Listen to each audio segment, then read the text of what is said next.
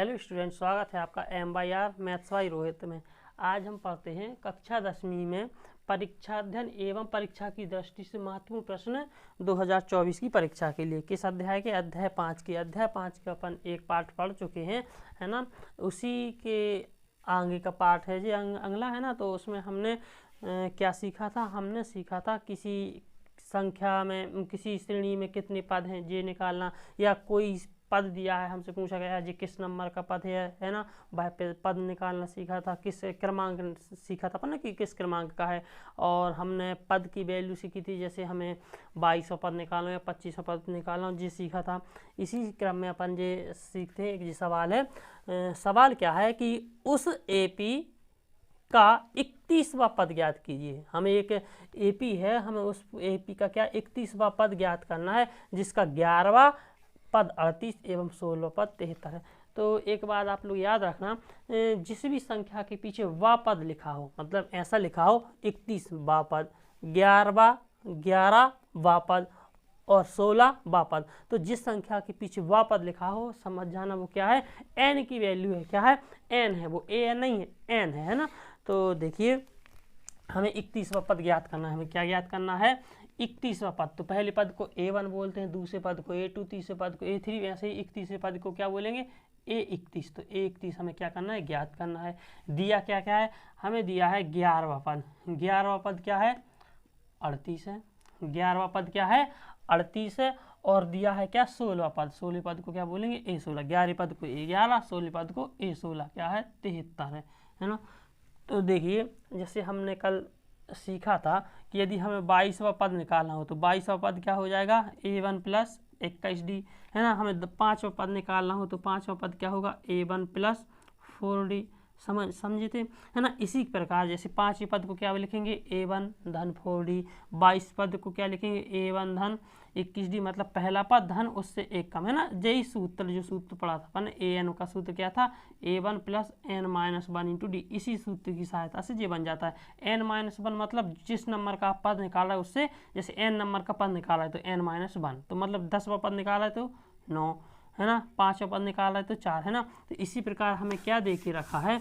हमें दे के रखा है A11 को हम क्या लिख सकते हैं? A1 धन 10D, है ना, बराबर क्या है? 38। इसको हम चाहें तो समीकरण 1 बोल देंगे। इसको क्या बोल देंगे? 16 लिखा है तो A1 धन A16 को क्या लिख सकते हैं हम?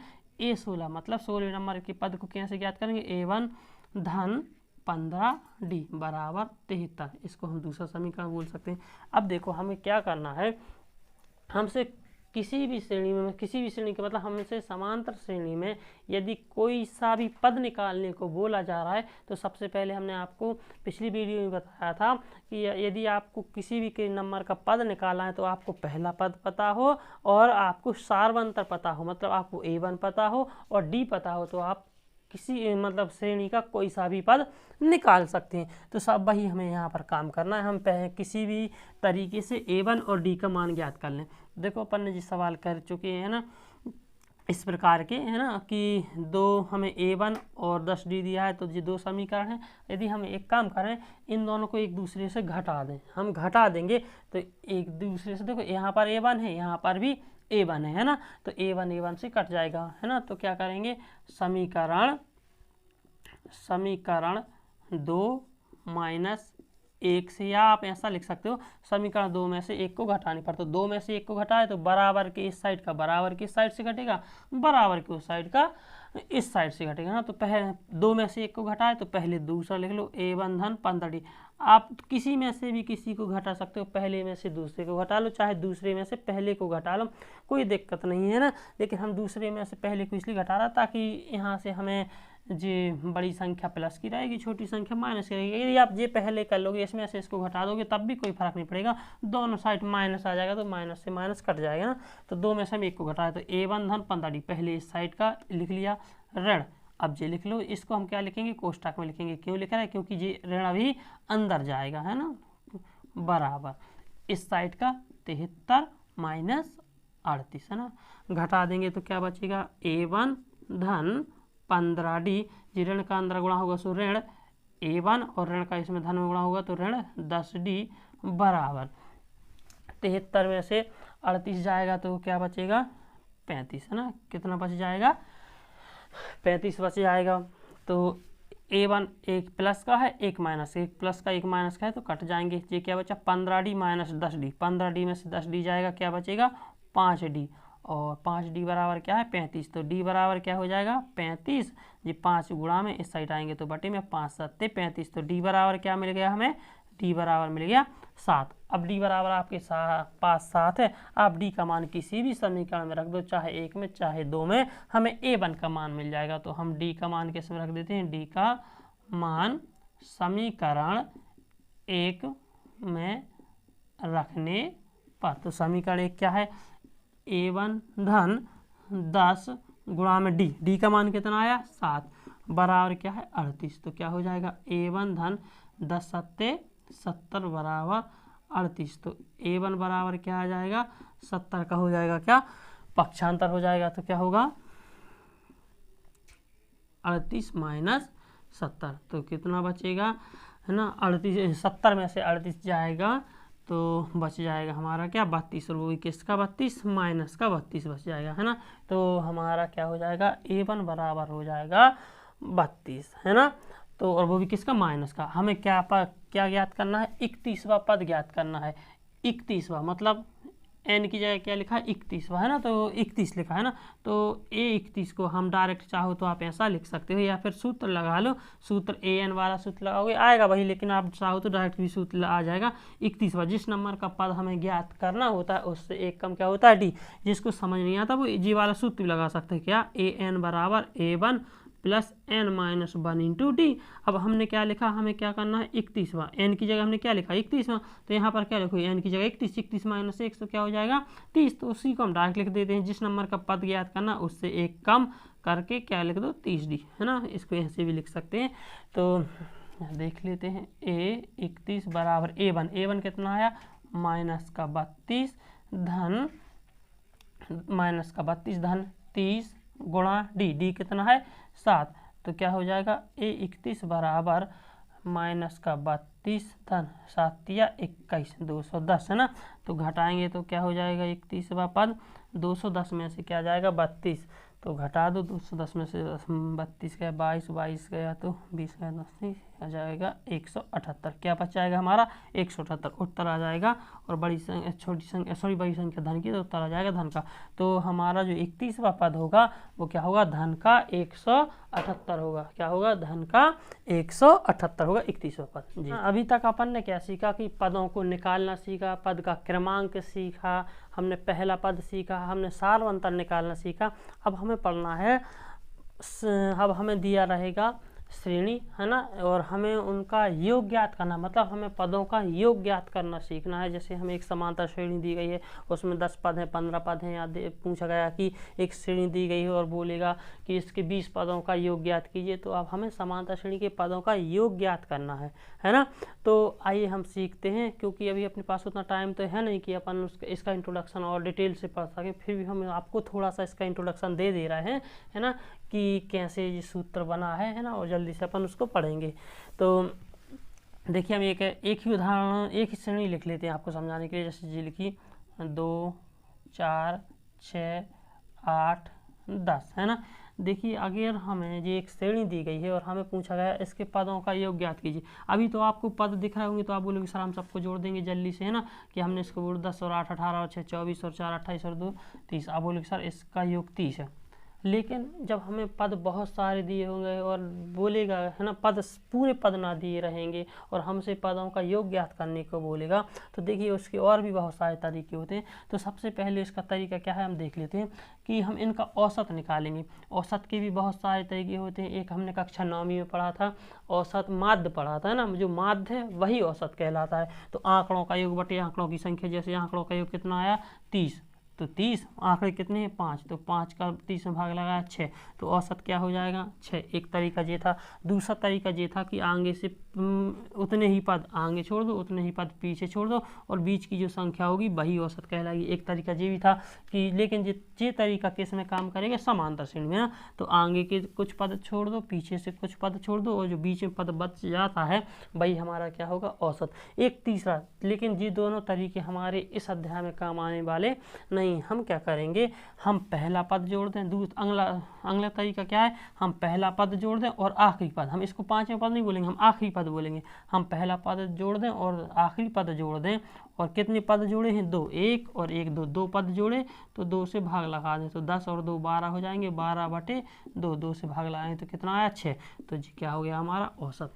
एक बात समझ में आई। अब बोलिए सर जी औसत क्यों निकाला, देखिए औसत क्यों निकाला। यदि आपको किसी समांतर श्रेणी का औसत पता है, किसी समांतर श्रेणी का औसत पता है कि औसत कितना है, 6, और पद कितने हैं, 1 2 3 4 5, तो यदि हम 6 का और 5 का गुणा कर देंगे तो 6 पंजा 30, हमें क्या मिल जाएगा। यदि आपके पास किसी श्रेणी का औसत है और पदों की संख्या है कि उस श्रेणी में कुल कितने पद हैं, तो आप उनका क्या निकाल सकते हो कि उस श्रेणी के जो पद होंगे उन पदों का योग क्या होगा, है ना। तो 6 पंजे 30 आप निकाल सकते हो। समझ पाए।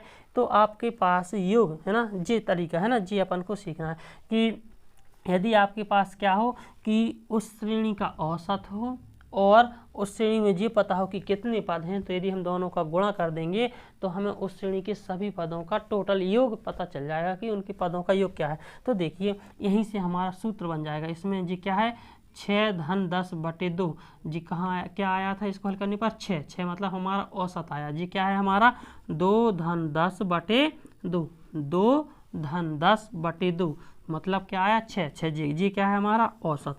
औसत में हमने किससे गुणा कर दिया, पदों की संख्या से। कितने पद थे, 1 2 3 4 5, तो हमने 5 से गुणा कर दिया। तो देखो इसको हल करने पर हमें क्या मिल गया, योग मिल गया कि योग कितना है हमारा, 30 है। तो इसी से सूत्र बना लेंगे। देखिए 2 क्या है, पहला पद है तो क्या बोलते हैं, A1, और 10 क्या है, आप बोलेंगे सर 5वां पद। नहीं, हमें नहीं पता। जैसे मान लो हम बीच के 2 पद ज्ञात मिटा दें और डॉट डॉट डॉट लगा दें, हमें नहीं पता कि वो 10वां किस नंबर का पद है।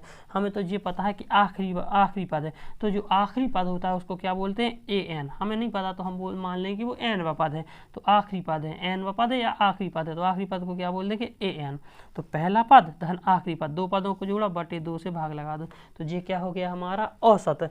गुणा जितने पद हैं उनका गुणा कर दो, तो कितने पद हैं, हमने बताया कि माना कि इसमें n पद है। हमें नहीं पता कि जी 10 किस नंबर का पद है, तो हमने बोल दिया nवां पद है, मतलब इस श्रेणी में कितने पद हैं, n पद हैं, तो हम n का गुणा कर देंगे। तो यहाँ से हमें क्या मिल जाएगा, औसत, और योग क्या मिल जाएगा, योग। और योग को इंग्लिश में सम भी बोला जाता है। तो हम योग को क्या किससे दिखाएंगे, s से दिखाएंगे। जो योग दिखाएंगे वो क्या किससे दिखाएंगे, s से दिखाएंगे, है ना। तो देखिए s वाला सूत्र बन जाता है योग का, s बराबर, इसको हम ऐसे भी लिख सकते हैं, A1 धन AN, जी साइड लिख दें, और जी 2 हैं इसके बटे भेजा दो, बात बराबर है ना। तो एक सूत्र बन गया S का मतलब योग का सूत्र क्या बन गया, और जी कितने पद हैं, N पद हैं, तो इसको N लगा देंगे। अब बोलिए सर N क्यों लगा, S मतलब योग, N का मतलब n पदों का योग। यहाँ पर 5 लिखेंगे तो 5 पदों का योग, S का मतलब होता है योग। तो 5 पदों का योग, n बराबर 6 होगा तो 6 पदों का योग, n बराबर 7 होगा तो 7 पदों का योग,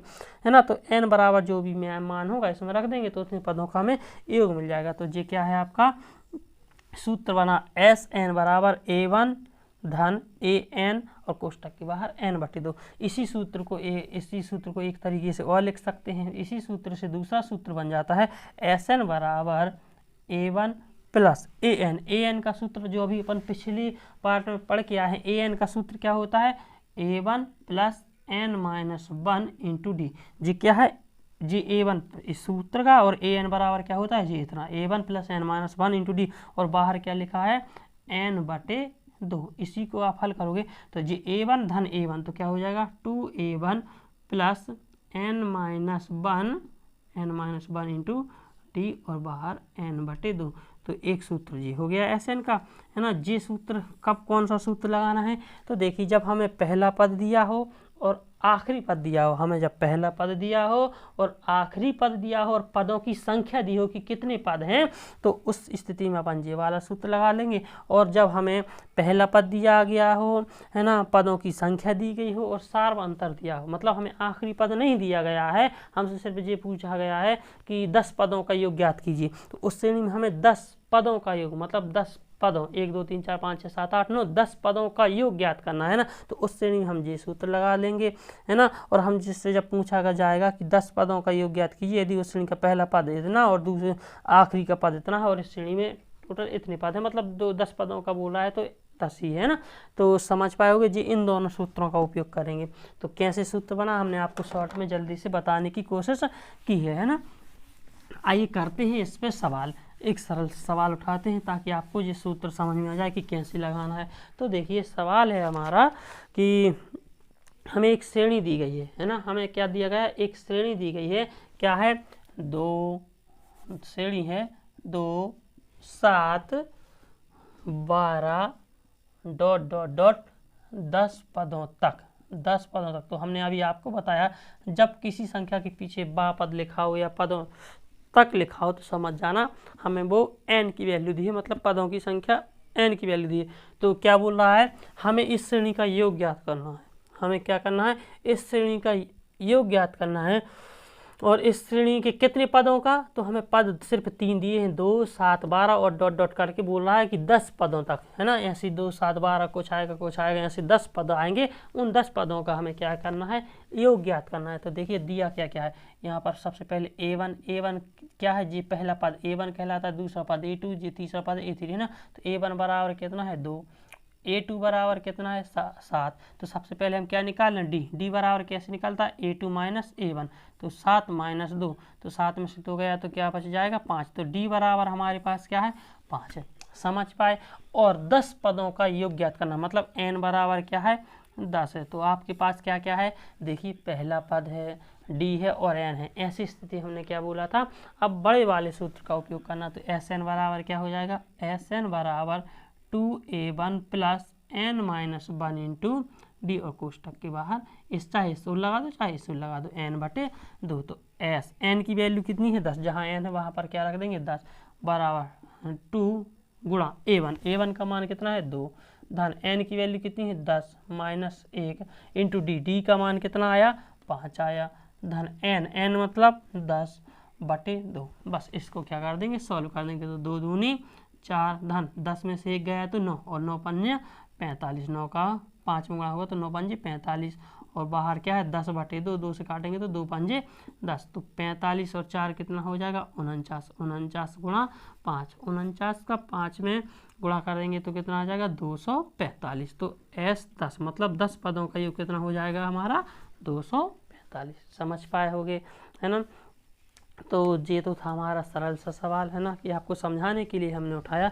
अब डायरेक्ट अपन देखते हैं एक अच्छा सा सवाल, है ना। तो सवाल क्या है कि हमें एक श्रेणी दी गई है A1 A2 ... AN एक श्रेणी बनाती है ना। इसमें AN जो है इस प्रकार है, देखिए क्या है सवाल, इसको मिटाएं। तो देखिए श्रेणी क्या है, उसने हमसे सवाल में बोला है कि एक श्रेणी है, कैसे है वो श्रेणी है जैसे A1 A2 ... AN एक श्रेणी है, और हमसे बोला गया है यदि जो इसका AN इस प्रकार है, AN क्या है, AN की वैल्यू है आपकी 3 धन 4n, जी है AN की वैल्यू। अब हमसे बोल क्या रहा है कि इस श्रेणी में हमें क्या ज्ञात करना है, 15 पदों का योग ज्ञात करना है। इस प्रकार एक श्रेणी बनेगी, उसके हमें 15 पदों का योग ज्ञात करना है, मतलब n बराबर दिया है कि 15 पदों का योग ज्ञात करना है। कितने पदों का, 15 पदों का। तो देखिए सबसे पहले हमें क्या करना है कि किसी भी श्रेणी, हमने आपको बताया था यदि आपको इस प्रकार की समांतर श्रेणी में कोई सा भी सवाल हल करना है तो सबसे पहले आपको पहला पद पता होना चाहिए और D पता होना चाहिए और कितने पदों का उसका योग चाहिए वो बस वो पता हो, आप कुछ भी कर सकते हो इस सवाल में ना। तो सबसे पहले हमें क्या चाहिए, पहला पद चाहिए, है ना। तो सबसे पहले हम वही निकालते हैं। तो पहले पद को क्या बोलते हैं, A1 बोलते हैं। तो A1 यहाँ पर क्या दिया है n, यदि n की जगह 1 आ जाए तो A1 हो जाएगा, तो बस वही करते हैं। n बराबर क्या रख देते हैं, इस सवाल में 1 रख देते हैं। तो एन की जगह क्या रख दो 1, तो एन की जगह जी हमने रखा 1, तो क्या हो जाएगा 3 धन 4 गुणा एन, एन की जगह क्या रखना 1, तो क्या हो जाएगा A1 बराबर 3 धन 4 एकम 4, तो A1 बराबर हो गया हमारे पास 7, है ना। ऐसे ही हम A2 निकाल लें, तो n बराबर क्या रख दे, इस सवाल में 2 रख दो, तो n की जगह 2, तो A2 हो जाएगा, A2 मतलब दूसरा पद, तो 3 धन 4 गुणा n की जगह 2, तो क्या हो जाएगा 4 दूनी 8 धन 3, तो 8 और 3 कितना हो जाएगा 11, तो A2 बराबर क्या आया हमारे पास 11 गया। हमारे पास पहला पद है, दूसरा पद है, तो D निकाल लें। D कैसे निकलता है, A2 माइनस A1, मतलब दूसरे पद में से पहला पद घटा दो, तो A2 क्या है 11 और A1 कितना है 7, तो D बराबर कितना आ जाएगा 11 में से 7 जाएगा तो 4 बचा, तो D बराबर क्या है, D हमारे पास 4 है, A1 हमारे पास 7 है, और उसने बोला है इस श्रेणी की 15 पदों का योग ज्ञात कीजिए। तो क्या करना है 15 पदों का योग, तो 15 पदों का योग मतलब हमें S15 ज्ञात करना। हमने बताया था S का मतलब होता है योग और 15 का मतलब 15 पदों का योग, तो हमें 15 पदों का योग ज्ञात करना है, तो सूत्र लगा देते हैं कौन सा, SN वाला। SN बराबर बड़ा वाला सूत्र लगाते हैं। SN बराबर क्या हो जाएगा 2A1 plus n minus 1 into D और कोष्टक के बाहर n/2, तो SN, n की जगह क्या रख दूँ 15, क्योंकि हमें 15 पदों का योग ज्ञात करना है, तो n की जगह क्या आ जाएगा 15 बराबर 2 गुणा A1 का मान कितना है 7 धन n का मान कितना है 15 माइनस 1, d का मान कितना आया 4 और कोष्टक के बाहर n का मतलब 15 और बटे में 2, तो हल कर देंगे। S15 बराबर 7 दूनी 14 धन 15 में से 1 गया तो 14 और 14 का गुणा करेंगे 4 में, तो 14 चौके 56 और बाहर क्या है 15/2 है ना, तो 56 और 14 को जोड़ देंगे तो कितना हो जाएगा 70 हो जाएगा, है ना। 70 गुणा में जी बाहर क्या है 15/2 है ना, 15/2, 2 से काट देंगे 70 को तो कितना आ जाएगा 35 दूनी 70 हो जाएगा, तो 35 आ जाएगा ना। तो क्या हो जाएगा S15 बराबर 35 गुणा 5, 15 का गुणा कर देंगे, 75 5 से 7 15 45 और 7 52, है ना। तो S15 बराबर कितना आ जाएगा हमारा 525, मतलब उस श्रेणी के 15 पदों का योग कितना हो जाएगा 525। समझ पाए होगे, है ना। इसी में एक सवाल और है, उसको आप लोग कीजिएगा, 2 सवाल दिए थे इस प्रकार के, है ना, तो उसको आप कीजिएगा। अब करते हैं अगला सवाल। अगला सवाल क्या है, हमसे पूछा गया है 8 के प्रथम 15 गुणजों का योग क्या होगा। क्या है सवाल, बड़ा सरल सा सवाल है ना, इसको मिटाते हैं। सवाल है कि 8 के 15 गुणज का मतलब होता है 8 का दुनिया, या जो आप पहाड़ा पढ़ते थे, है ना, छोटी क्लासों में, तो उसको 8 को 15 बार लिखकर 8 8 दूनी 16 8 3 24 8 चौके 32, है ना। तो इस प्रकार से लिख के जैसे 8 8 दूनी 16 8 3 24 8 चौके 32, ऐसे हमें क्या करना है योग ज्ञात करना है, कितना 15 पदों का। क्या लिख रहा है उसने 15 गुणजों का योग ज्ञात करना है, तो 15 गुणजों का या 15 पदों का, है ना। तो हम पद भी लिख सकते हैं उसको, या गुणज 15 पदों तक। जी हमारे सवाल क्या है कि 8 के गुणज मतलब 8 की दुनिया में आने वाली, 8 के पहाड़े में आने वाली संख्या 8 एकम 8 8 दूनी 16 8 3 24, इस प्रकार कितने 15 पद तक, यानी कहाँ तक जाना है 15 पद तक जाना है, 15 पदों तक योग ज्ञात करना है। तो देखिए यहाँ पर बिल्कुल साफ साफ दिया गया है, A1 बराबर है 8, है ना, और इसमें A2 भी हम लिख सकते हैं, लेकिन हम डायरेक्ट D भी लिख सकते हैं। क्यों, क्योंकि देखिए आप समझ पा रहे होंगे कि जब 8 के गुणज हैं तो 8 8 का ही अंतर होगा, तो D बराबर भी कितना है 8, A1 बराबर मतलब पहला पद भी 8 है, इसका अंतर दो सबका अंतर कितना होगा D बराबर भी 8 होगा, और N बराबर बोला है क्या 15, मतलब 15 पदों का योग ज्ञात करना। तो आप डायरेक्ट सूत्र लगा सकते हैं SN बड़ा वाला, क्या होता है 2A1 plus n minus 1 into D कोष्टक के बाहर n/2, है ना। तो n की जगह क्या रखना है 15 बराबर 2 गुणा A1 का मतलब है पहला पद, A1 कितना है 8 धन n का मतलब 15 माइनस 1, n का मतलब 15 और जी माइनस 1, डी का मान कितना है 8 और कोष्टक के बाहर n/2 मतलब 15/2, तो S15 को हम हल करेंगे तो 8 दूनी 16 धन 15 में से 1 गया तो क्या हो जाएंगे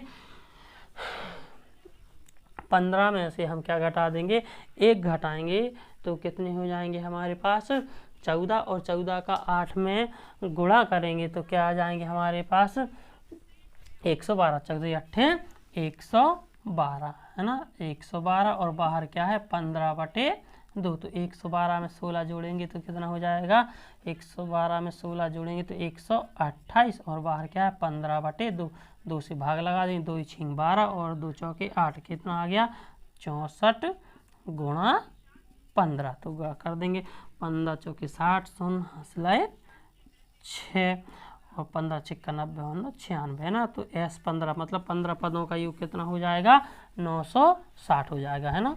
समझ पाए, तो इस प्रकार 8 के 15 गुणजों का योग कितना है 960 है। ठीक है, आशा करते हैं समझ पाए होगे। अगला सवाल है, इसी क्रम में अपन अगला सवाल करते हैं। सवाल है कि 0 और 50 के बीच की विषम संख्याओं का योग ज्ञात कीजिए। मिटाते हैं सवाल को। सवाल क्या है कि 0 और 50 के बीच की विषम संख्याओं का योग ज्ञात करना है। क्या चाहिए उसको, 0 से 50 के बीच की विषम संख्याओं का योग चाहिए।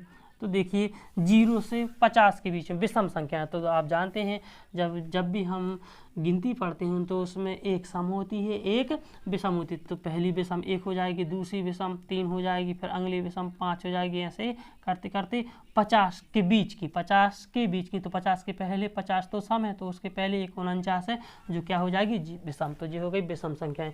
तो यहाँ पर देख लो A1 बराबर कितना है हमारे पास 1 है, A1 क्या है 1 है, और AN का हमें नहीं पता कि 49 किस नंबर का पद है, हमें ये पता नहीं है कि 49 किस नंबर का पद है, लेकिन हम जानते हैं कि 49 आखिरी नंबर का पद है ना, सबसे लास्ट का पद है, और हमें नहीं पता तो हमने मान लिया कि 49 n पद है। यहाँ पर लिख सकते हैं माना 49 n पद है, और हमें ये पता करना है कि 0 से 50 के बीच की जो विषम संख्या है उनका योग ज्ञात करना है ना। तो हमने मान लिया हमें नहीं पता कि 49 कौन सा पद है, तो हमने बोल दिया n पद है।